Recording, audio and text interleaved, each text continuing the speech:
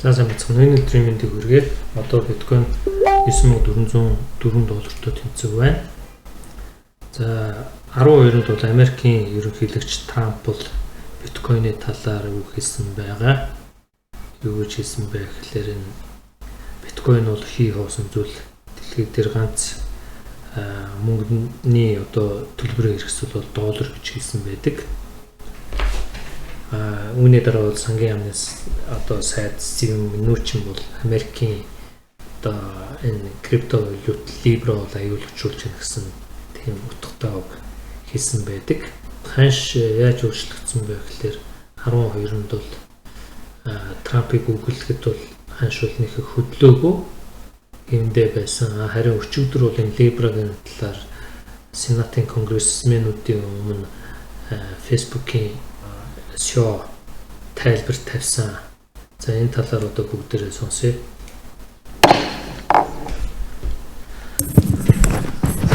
The committee will come to order. Without objection, the chair is authorized to declare recess of the committee at any time. This hearing is entitled Examining Facebook's Proposed Cryptocurrency and Its Impact on Consumers, Investors, and the American Financial System. I now recognize myself for 5 minutes to give an... It's not about advocating for a break it and figure it out later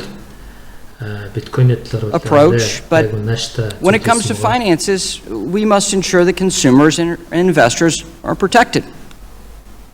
So, Mr. Marcus, let's get to work.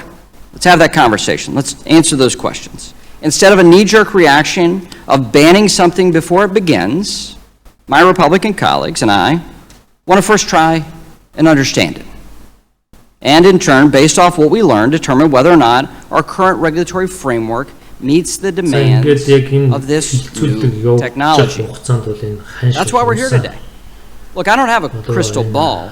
I have no idea if Libra will lead to greater financial inclusion, lower remittance costs, which have the opportunity and would mean families could send money to each other more cheaply and easily than today, or if it's just a ploy to shoot Facebook's Twitter mentions through the roof.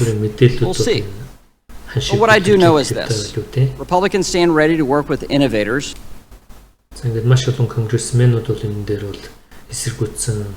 Final question here. So, Actors to move innovation, expanding access to financial services. And so the reserve is always proportional to the number of Libra coins in circulation. And if the reserve generates a return, it will be used for two things. Number one, to pay for the association and the operation of the whole Libra network. And number two, to return some of the investment back to original investors and backers of the system that will put a lot of resources to get it out of the ground. One of the things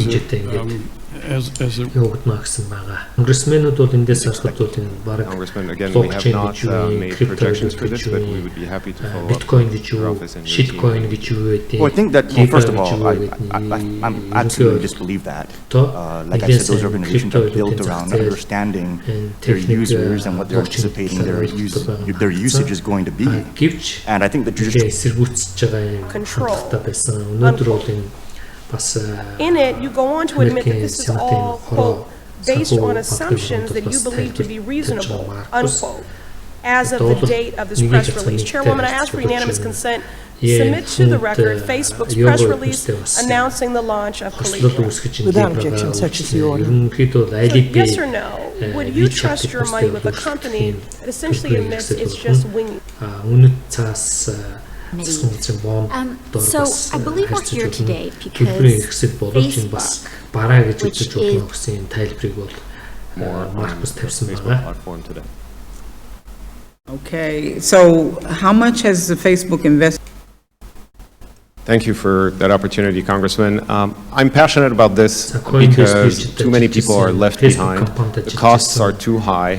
And the very people who are left behind are the people who can't afford to be left behind. So the less you have, the more you pay within our current financial system, and the more you need to depend on digital money and free or very low cost services to move your money around, the less access you have. And so we believe that advancing technology and building the ability for people with a simple $40 smartphone and a basic data plan to have access to digital money. To have digital money, but the cost of I ask you, I want to shift gears slightly. One of the areas in reading the white paper and some of the commentary that's out there.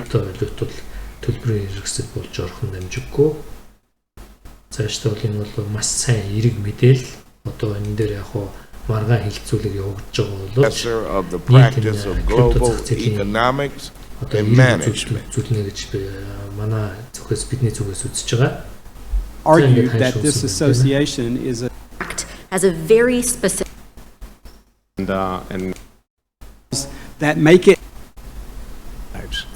Unfortunately, some people want to unnecessarily restrict it or even ban it. They fear change.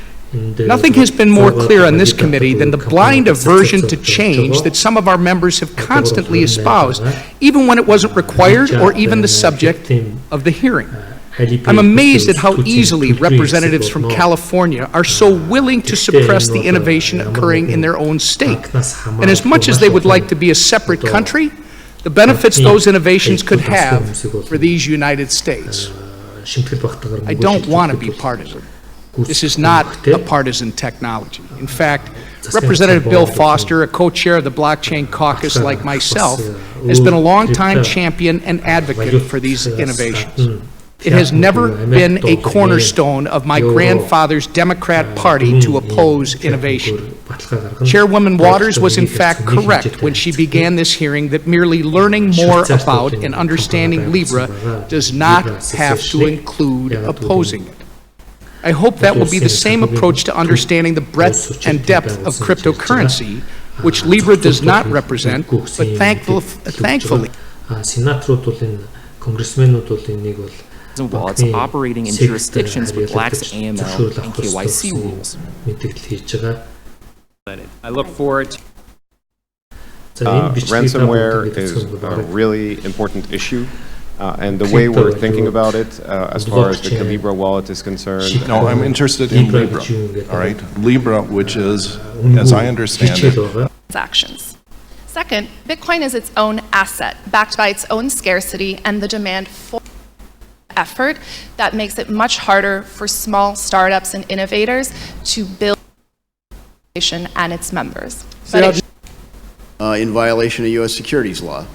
However, that matter that the stablecoin does not have an expectation of profits. The expectation of profit is key because of the structure of Commerce for Mr. Wiseman. In your written testimony, you mentioned that the Calibra Facebook arrangement, quote, may run afoul of the bank holding company's requirements, under the quote, which enshrine the historic separation between banking and commerce. The regulatory framework in our country governing bank regulations has established law.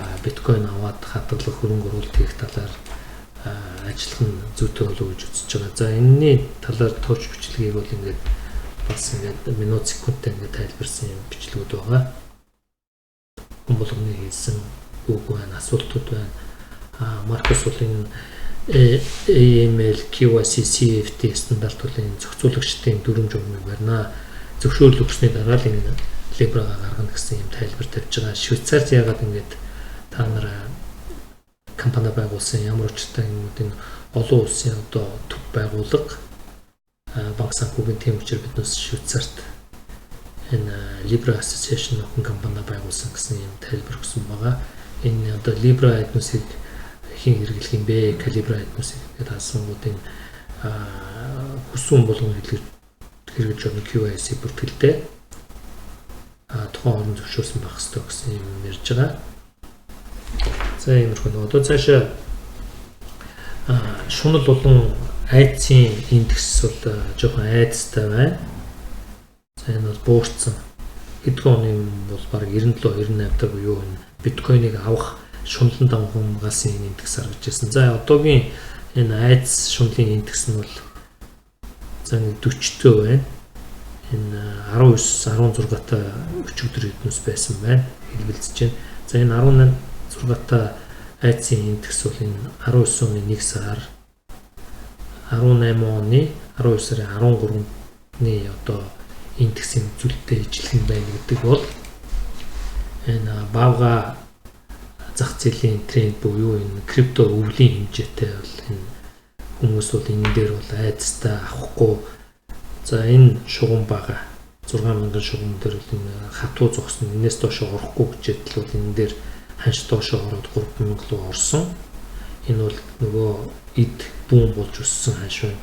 Доош ингээд өсөн бүрэн өсөргөө 6000 дээр баригдаж байгаад ингээд 18 оны 11 сард бол ингээд доошо ханш унаад 3200 3000 гэдэг ингээд явж ирсэн. Энэ дээр бол 5 6 сар баригдаад одоо бол ингээд дээш төссөн байна. За энэ үеийн айдас шунлын индекстэй ижилхэн өнөөдөр бол энэ хүмүүс бол айдастай байна. Энэ дээр биднээс энэ хамгийн доод 3100-аас 4000 14000-ийн хооронд Fibonacci татангууд 38% таа бол энэ хэд дээр ирж байна. За бүгдээр энэ дээр юу татаад үзье. Чухал төвшингүүдийг татаж байршуулж хараа. За энэ 9800 дээр энэ чухал төвшин. Дараагийнх нь 50% буюу 8500 дээр. За нэг ингэж байж байна. Дараагийнх нь 61% буюу 7200 дээр.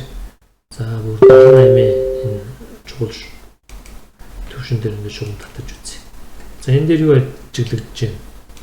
Тэгэхээр ханш бол одоохондоо ингээд үнэлтийн трендэд орцсон явж байна. Баагаар одоо ерөнхийдөө даван гарч ирэх гэсэн. За биднээсийн үзэж байгаагаар энэ ханш одоо 38% шугам буюу 9000-аас доош орцсон, 100000-аас доош ороод цаашдаа яах вэ гэхээр магадлал энэ 50% Fibonacci индикаторыг нэвтлэн 8300 8500. Энэ бол нөгөө SME тасралтын ханшин дээр ирж байна. За ингээд энэ тодорхой хугацаа шаардаад дээшээ доош болно. Ерөнхий уналтын тренд байгаа учраас ингээд доош унаад 7200 буюу бас SME-ийн тасралт байгаа. Тийм 7100-аас 8100-ийн хооронд бол тэр тасралтыг хаагааг байгаа. За ингээд бүр доошоо зарим нэг хүмүүс бол огцон унаад ханш бол энэ 2000 руу 3200-аас доош унах магадaltaй гэсэн ийм бас прогноз тавьсан байлаа. Бидний хувьд бол бас яг энэ прогнозтой бол ойролцоо одоо шинжилгээний бодолтой байна. За энэ Япон улсд бол энэ SWIFT өрсөлдөхүйц крипто глобалын төлбөрийн хэрэгслийг оруулах гад энэ G7-гийн сангийн сайдуудаар зөвшөөрлөгдсөн юм байгаа. Япон бол анх удаа биткойныг төлбөрийн хэрэгсэл гэж өөрсдөө зөвшөөрсөн. 18 улсаас хамгийн анхных нь байдаг. Одоогоор 18 улс байх шиг байна. За энэ дээр бүх зохицуулагчдын зөвшөөрлөлтөөс ингээд хүлээгээд авсан фат буюу энэ терроризм мөнгө угаахта тэмцэх байгууллагын одоо нөхцөлийг хангацсан ийм мэдээлэл байна. За дараагийн нэг мэдээлэл бол Jamie Dimon гэдэг энэ JP Morgan-ы CEO байгаа. Энэ хүн бол Libra-той холбоотой 16-ны хилцүүлэг явж байхад бол утсаар ярьсан байгаа. Өөрийнхөө санал сэтгэлийг солилцсон. Ерөнхий бол хэлсэн зүйл нь бол Libra бол ойрын жилүүдэд бол аюул замд учруулахгүй. Бид бол энийг бол сүүлийн 2 жил ярьж байгаа. Блокчейныг бол энэ бараг 10 жил ярьсан шүү дээ гэдэг ингээд тайлбар хэлсэн байгаа. Америкийн нэгдсэн улсын сангийн сайд бол энэ Америкт бол аюул учруулнаа энэ биткойн крипто валют гэдэг ийм тайлбар тавьсан байгаа. JP Morgan бол 19 оны сүүлээр өөрийн JP coin-ыг нийтэд нэвтрүүлэх ийм судалгааны ажил хөрөнгө зарж явж байгаа. Биткойны ханшнаас гадна альткойнуудын талаар ярээ. 4 сарын 2-ноос хойш биднээс нэг 6 сарын дундуур энэ шинжилгээ хийсэн байгаа.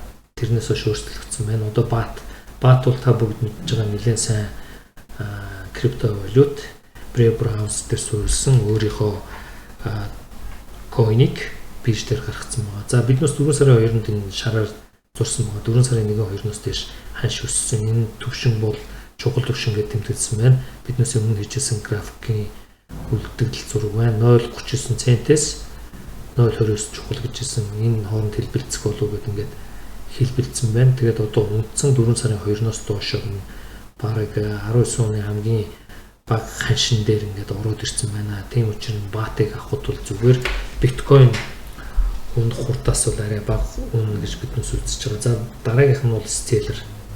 Stellar бол бас биднээс сонирхлыг татж байгаа. Хэд хоногийн өмнө биднээс өөрийнхөө одоо тодорхой хэмжээний хөрөнгөөр авч байршуулсан байгаа, хадгалж байгаа гэсэн үг. За энэ графикийг та бүгд харж байна. 4 сарын 2. За энэ хамгийн доод ханш нь бол 17 оны 10 сарын 30-нд болчихсон байна. За ингээд бүр нэлээд доошоо унтсан байна Stellar. Stellar-ыг авахд бол одоо бас энэ өшөө хаашаа мөнгө бараг доод шалан дээрээ тулцсан ханштай байгаа болов уу гэж бид үзэж байна.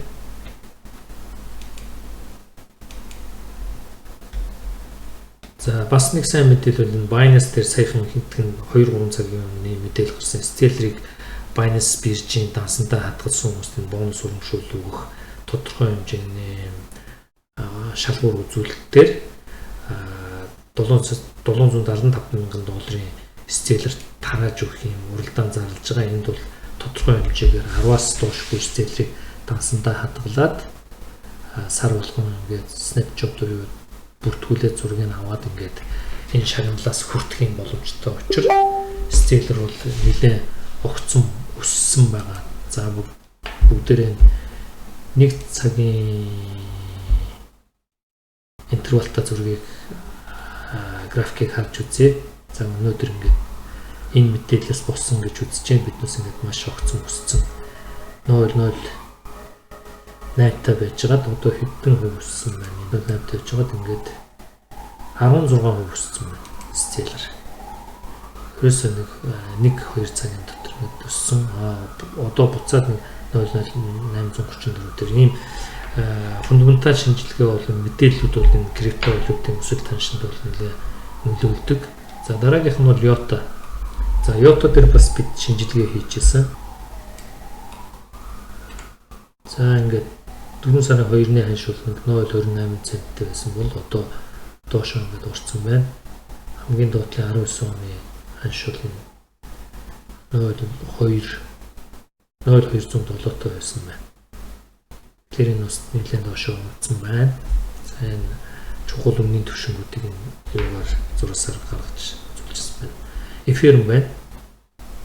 Бас л хаш унсан байна Ethereum дээр. За одоогийн байдлаар энэ $208 тэнцүү байна. Дөнгөж саяхан л 340-50 гараж явчихсан. Одоо ингээд унтсан 4 сарын 2-ны ханшин дээр арай ирээг байна. 141-тэй байсан байна. За дараагийн Ripple. Ripple бол 4 сарын 2-ны ханшнаас бол доош орсон байна.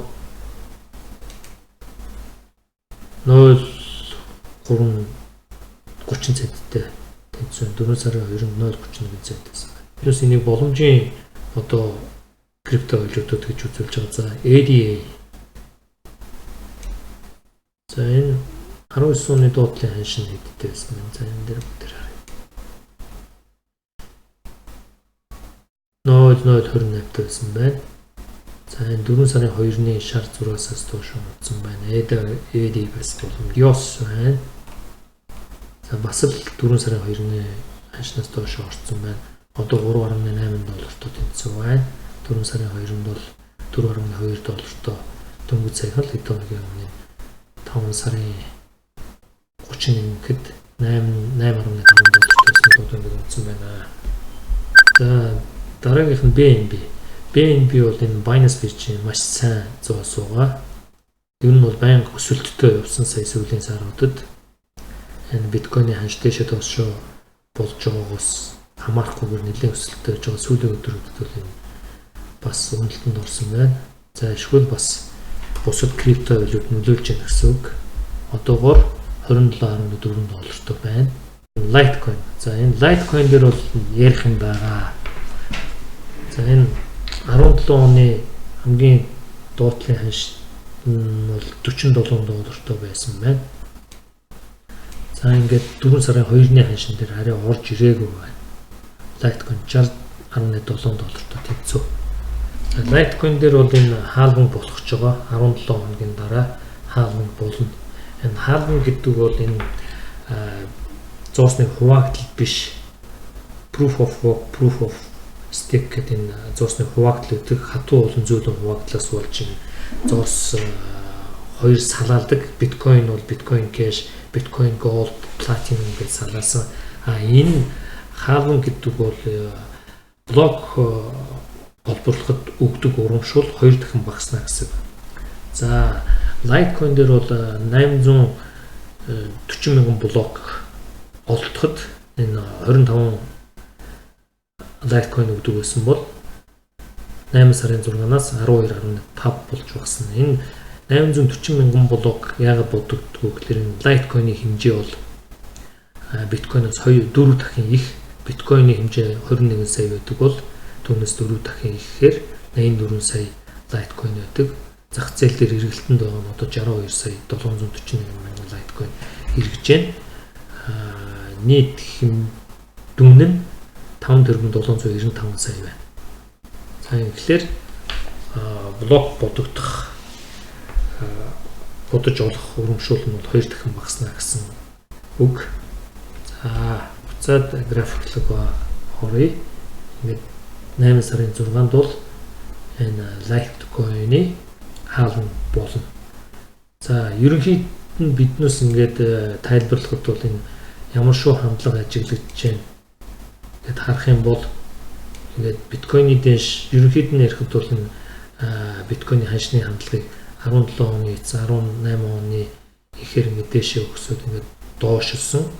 6,000-ын төвшин дээр бол нэлээ тогтвортой байна гэж яригдчихсэн боловч одоо энэ 6 ханш бол ингээд доошо 3,000 руу орсон.